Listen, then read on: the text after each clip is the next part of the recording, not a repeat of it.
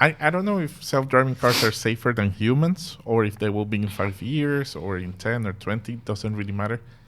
I think as humans, we will never be able to get over our need to have somebody to blame when things go wrong. Well, I think that's kind of brings me to the fact of the responsibility, because to me, responsibility has to do a lot with ownership.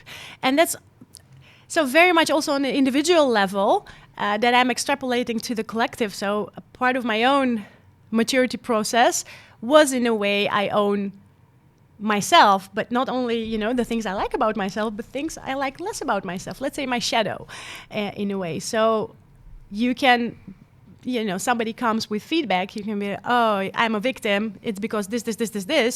It's the easy way. And most of the people actually go there because it's such pre-programmed thing to do. It's much harder to be like, hey, wait a second. Maybe, just maybe, there's a little truth of what you're saying, because, yeah, you have your perspective, and it's, you know, context and perspective anyway. So not to say that you should agree with it, but to be open for the fact that, hey, I actually may have something to learn here.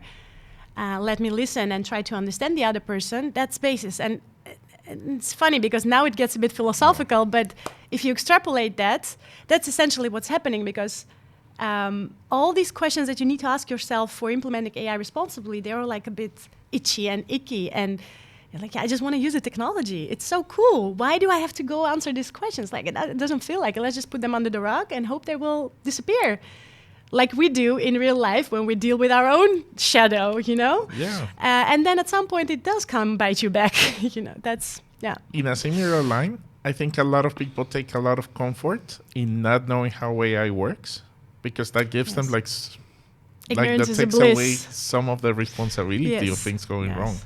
Ignorance is a bliss, but then you're, you know, you're blissful in a fool's paradise. I think one of the Russian literature geniuses said that. But that's essentially, yes. So, yeah, you could say, I see it a lot with my mom also, like, yeah, I'm too old for this, I'm not going to dive into it. Yeah, you can take that stance, but then you should also accept the fact that you will probably end up in one of the exploitation gaps, because the technology is not going to wait for you to catch up. It's just moving on. What do you mean by that? So, in general, I think technology tends to go towards where the law isn't yet. So there's always going to be an exploitation gap of either people that are, you know, on the forefront and people that are trying to catch up and cannot, or people that are using it as intended and people that are misusing it.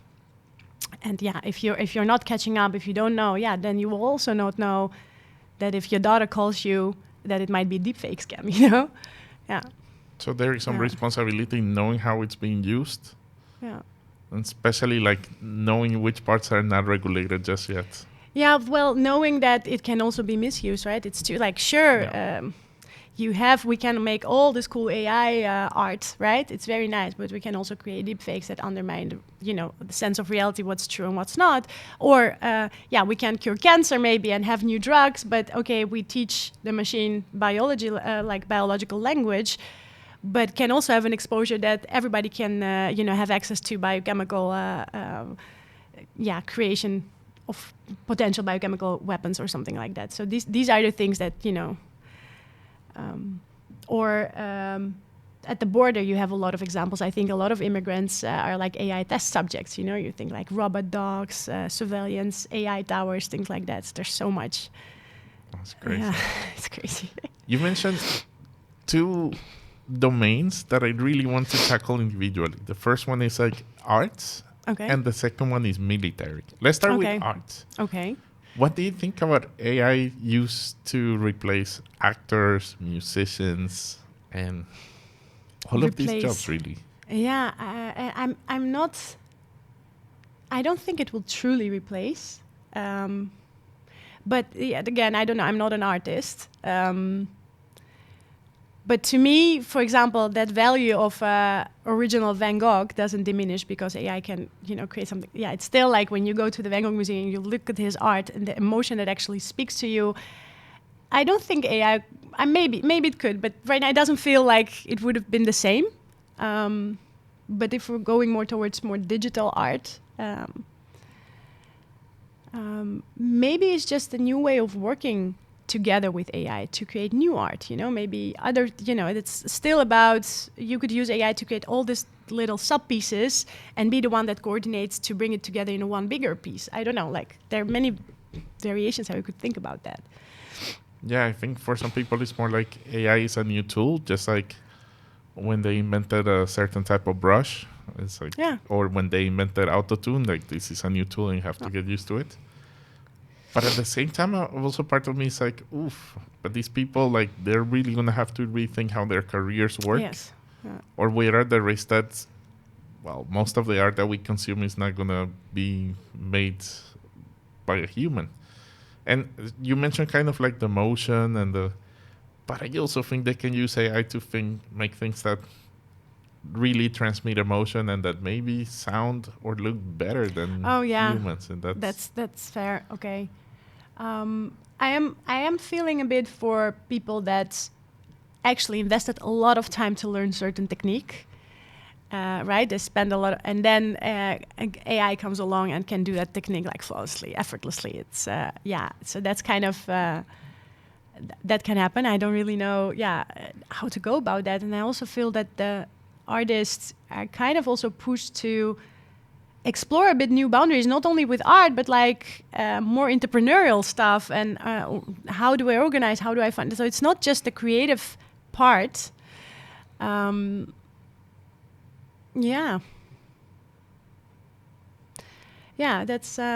interesting. Maybe you should have an artist around this on your podcast to see their vision. That would be super interesting. Yeah. And maybe then the opposite spectrum, which is like, what do you think about military?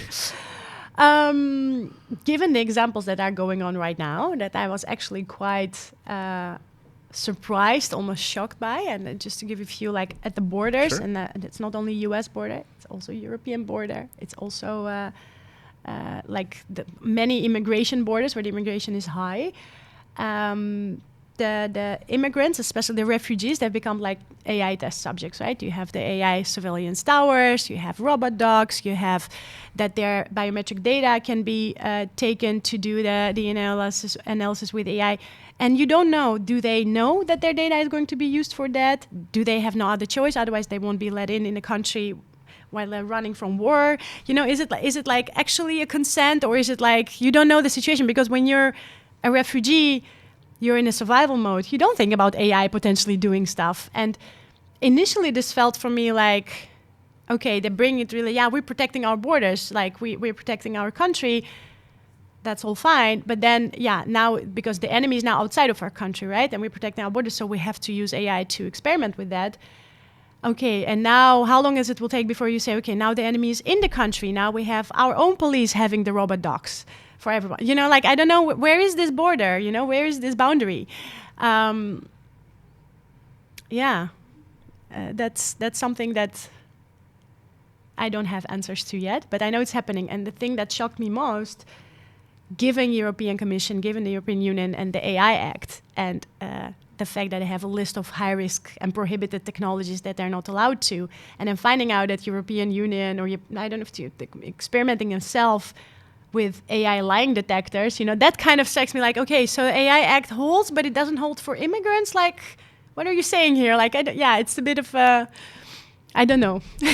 Well, but that's sadly nothing new. Like, all of the things that, for example, pharmacists are not allowed to try in Europe, it's not uncommon for them to test it in South America or Africa or whatever they manage to do it. So it's just an evolution of that same principle of, we are not allowed to treat European citizens this way. Let's see where else we can test all of this stuff. Yeah, so there is still like this we-them thing, which is, maybe it's logical if you have a country that you have that.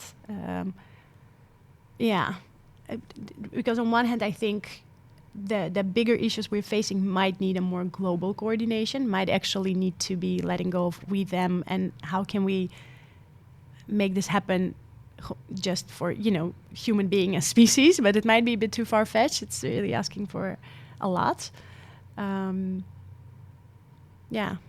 It's a tough one. But that's, on one way it scares me, because you see what it can do to population when you're less advantage and more advantage. with AI. Like I think we've seen a couple of very recent in the news. Then the person that has the AI to test becomes like this bully, you know? Yeah, are we ethical still then? Can we say that? Because Tricky. we agreed killing people is not okay. It didn't stop us to have wars. We still have them. Yeah.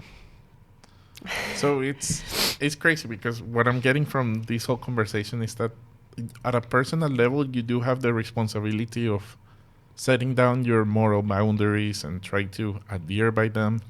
Also, be always up to just see what's happening with AI and how that can affect you. But ultimately, solving this requires teams. You mentioned at an organization scale, like you need to assemble a team with everything from data management, legal, at C-level, at owner, somebody that knows. But then that keeps on scaling all the way to at a governmental level, and then even as a human problem. This is a bit the reason that it reminds me of the nuclear weapon type of geopolitical situation, because when technology has this type of power, it starts a race. We see that race with the big tech, but we see this race also in a country level, right? I think already Dutch government also said like not investing in AI is not an option, because if we don't do it, then China will do it, or America, the same type of race. So yes, like with nuclear weapons, although with AI is less obvious because you have it in your pocket, and AI makes better AI. Nuclear weapons don't do that, but they're more. The damage is more vivid from a nuclear weapon. So then you had really that situation where the big powers came and this new world order was established. About regulation of nuclear weapons. Something like that I would expect with AI. Only the thing is, it moves so much more faster that we can actually gather our forces to realize, because it's less vivid. And that's kind of what it reminds me a bit of.